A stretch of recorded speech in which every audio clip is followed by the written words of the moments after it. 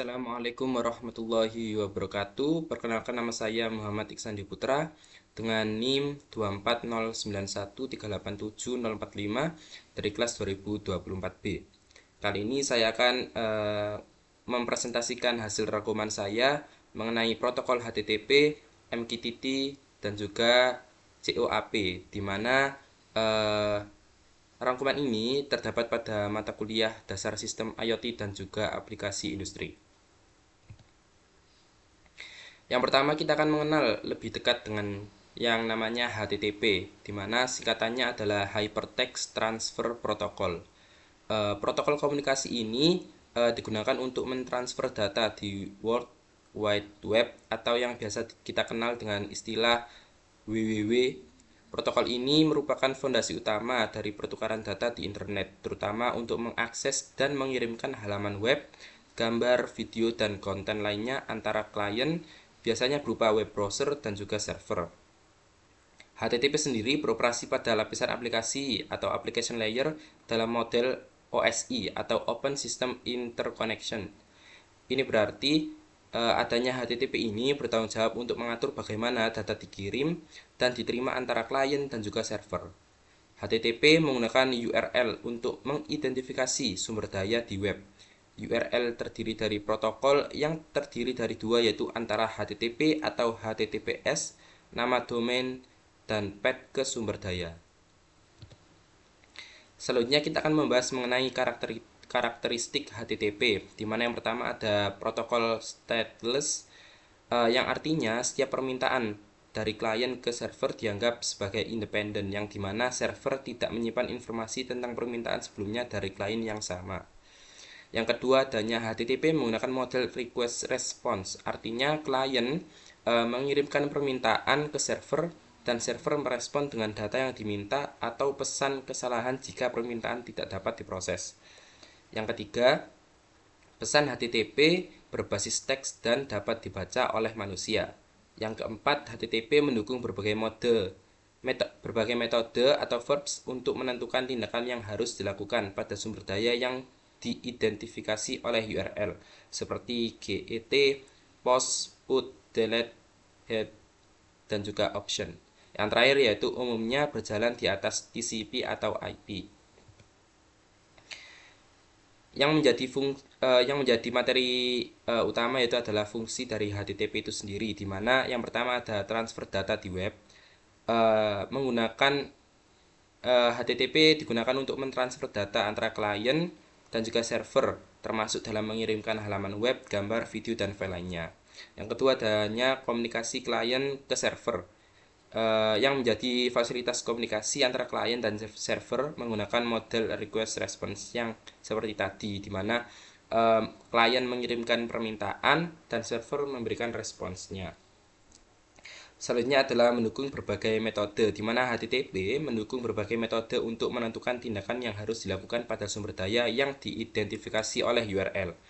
Selanjutnya, keamanan dengan adanya HTTPS, di mana HTTP dapat diamankan menggunakan HTTPS atau HTTP Secure yang menambahkan lapisan enkripsi SSL atau TLS untuk melindungi data yang ditransfernya. Selanjutnya adalah mendukung redirect atau error handling, di mana HTTP mendukung redirect atau pengalihan dan penanganan kesalahan, memungkinkan server untuk mengarahkan klien ke URL lain atau memberikan pesan kesalahan yang sesuai. Yang kedua adalah MQTT, di mana singkatan dari Message Queuing Telemetry Transport. Sama seperti HTTP, di mana protokol komunikasi ini juga dirancang khusus untuk digunakan dalam jaringan bandwidth rendah, latensi tinggi, atau kondisi jaringan yang tidak stabil, di mana MQTT telah menjadi salah satu protokol utama yang digunakan dalam IoT karena adanya efisiensi dan kemampuannya untuk bekerja dengan baik pada perangkat dengan sumber daya yang terbatas.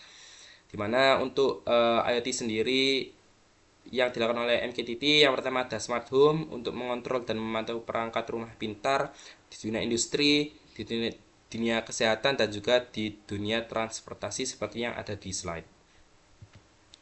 Selanjutnya adalah karakteristik MQTT. Yang pertama ada modelnya, yaitu bersifat publish subscribe, yang artinya pengirim pesan mengirimkan pesan ke topik tertentu dan penerima pesan menerima pesan dari topik yang mereka minati. Yang kedua adanya broker based arsitektur, di mana bertanggung jawab untuk menerima pesan dari publisher dan mengirimkannya ke semua subscriber yang berlangganan ke topik yang relevan. Yang ketiga adalah sistem keamanannya, di mana MQTT sendiri dapat diintegrasikan dengan mekanisme keamanan seperti TLS dan juga SSL untuk mengenkripsi komunikasi dan autentikasi dari klien. Yang terakhir yaitu menggunakan Last Will and Testament atau LWT, di mana menyediakan fitur yang memungkinkan klien untuk menentukan pesan yang akan dikirimkan oleh broker jika klien tersebut tiba-tiba terputus dalam satu jaringan. Nah, fungsi dari MQTT yang pertama adalah komunikasi mesinnya itu mesin ke mesin atau M2M, di mana perangkat untuk berkomunikasi satu sama lain itu tanpa perlu adanya intervensi dari manusia. Di mana ini sangat penting dalam suatu aplikasi Internet of Things, di mana sensor, aktuator, dan perangkat lain perlu bertukar data secara otomatis tanpa campur tangan manusia lagi. Selanjutnya adalah model publish-nya itu publish subscribe. Seperti tadi ya, yaitu adanya kalau misalkan untuk si publishernya itu dia dapat mengirimkan pesan ke topik tertentu atau berlangganan dengan cara subscribe ke topik untuk menerima suatu pesan. Yang selanjutnya adalah retain message, yaitu adalah memungkinkan penyimpanan pesan terakhir yang diterbitkan ke topik tertentu. Ini berguna untuk perangkat yang baru bergabung ke jaringan dan perlu mendapatkan status terbaru tanpa menunggu pesan berikutnya. Sebenarnya itu sama seperti karakteristik saya singgung sedikit, yaitu adanya LWT, di mana berguna untuk memastikan bahwasanya sistem itu dapat merespon dengan tepat jika terjadi adanya kegagalan perangkat. Jadi Last Will and Testament ini menjadi fitur atau fungsi tersendiri terkhusus dari MQTT. Nah, yang terakhir kita akan membahas mengenai COAP atau singkatan dari Constrained Application Protocol. Nah, di mana protokol aplikasi ini dirancang khusus untuk perangkat dengan sumber daya terbatas seperti Internet of Things yang memiliki keterbatasan dalam daya, memori, dan kemampuan pemrosesan. Nah, protokol ini menjadikannya pengembangan tersendiri untuk kebutuhan komunikasi yang efisien dalam lingkungan yang terbatas.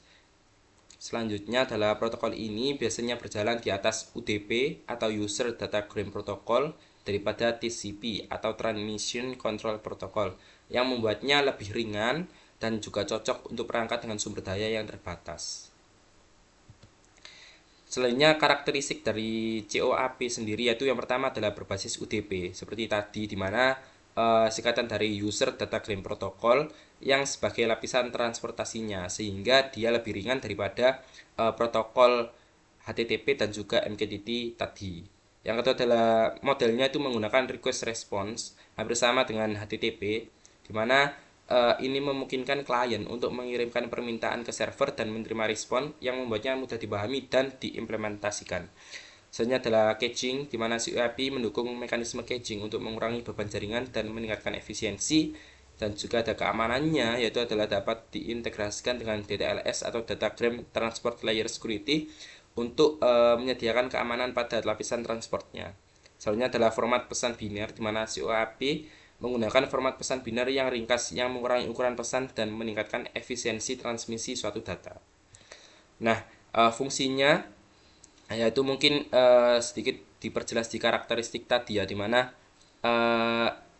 adanya multicase support, dimana si COAP mendukung multicase yang memungkinkan pengiriman pesan ke beberapa perangkat sekaligus. Yang kedua ada komunikasinya, modelnya request response, dimana untuk pengirim atau permintaannya itu ke server dan menerima respon yang sesuai dengan cara dia itu dimana perangkatnya itu perlu pengambil atau mengirim data secara berkala. Selanjutnya adalah research discovery, di mana COAP menyediakan mekanisme untuk penemuan sumber daya yang memungkinkan perangkat untuk menemukan layanan atau sumber daya yang tersedia di suatu jaringan. Selanjutnya adalah low overhead, di mana protokol ini dirancang untuk memiliki overhead yang minimal, membuatnya sangat efisien dalam hal penggunaan bandwidth dan daya. Selanjutnya adalah interoperabilitasnya itu hampir sama dengan HTTP, di mana dia itu dirancang hampir mirip dengan HTTP melalui proxy dan memungkinkan perangkat COAP tersendiri untuk berkomunikasi dengan server web tradisional dan infrastruktur web yang ada. Nah, kita masuk di bagian kesimpulan, di mana saya menjadikannya sebagai bagan untuk memudahkan kita mengenali perbedaan antara HTTP, MQTT, dan juga COAP. Di mana dari definisinya yang tadi secara ringkas yaitu adalah untuk HTTP protokol untuk transfer data web. Sedangkan MQTT adalah protokol ringan untuk suatu sistem dari Internet of Things atau IoT. Yang selanjutnya adalah COAP, yaitu adalah protokol untuk perangkat terbatas dari IoT. Nah, selanjutnya dalam aspek transport layer, di mana HTTP itu menggunakan TCP, MQTT juga sama TCP, kalau misalkan COAP itu beda sendiri yaitu menggunakan UDP. Aspek yang ketiga yaitu model komunikasinya menggunakan model request response untuk masing-masing dari HTTP dan juga COAP, melainkan MQTT dia menggunakan publish subscribe. Aspek yang selanjutnya adalah overhead, di mana HTTP memiliki overhead yang tinggi, MQTT rendah, dan juga COAP yaitu sangat rendah. Aspek penggunaan HTTP dapat digunakan di aplikasi web, sedangkan MQTT digunakan dengan IoT dengan bandwidth yang rendah. Untuk COAP yaitu IoT dengan sumber daya yang terbatas. Aspek keandalan HTTP memiliki keandalan yang sangat tinggi karena menggunakan transport layer yaitu TCP. Sedangkan MQTT tinggi juga melainkan menggunakan QoS. Untuk yang COAP yaitu keandalannya bisa dibilang sedang dengan adanya pesan yang confirmable.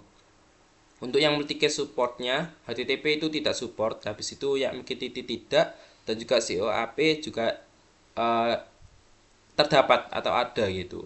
Untuk cachingnya HTTP ada, MQTT tidak ada, untuk yang COAP ada. Untuk yang research discovery, untuk HTTP tidak ada, untuk MQTT juga tidak ada, dan juga COAP ada. Nah, aspek keamanan yang paling penting yaitu adalah di mana HTTP itu ada keamanannya yaitu dengan HTTP secure, di mana menggunakan TLS atau SSL. Untuk MQTT itu menggunakan keamanan TLS atau SSL juga, sedangkan untuk COAP yaitu menggunakan DTLS. Nah, yang menjadi aspek terakhir yaitu interoperabilitas, di mana HTTP itu terdapat interoperabilitasnya yaitu dengan menggunakan web, sedangkan MQTT terbatas. Untuk COAP itu ada, tetapi dengan HTTP melalui adanya suatu proxy. Nah, itu mungkin sedikit penjelasan mengenai protokol dari HTTP, MQTT, dan juga COAP. Mungkin penjelasan saya ada kurang dan salahnya, mohon maaf. Terima kasih. Wassalamualaikum warahmatullahi wabarakatuh.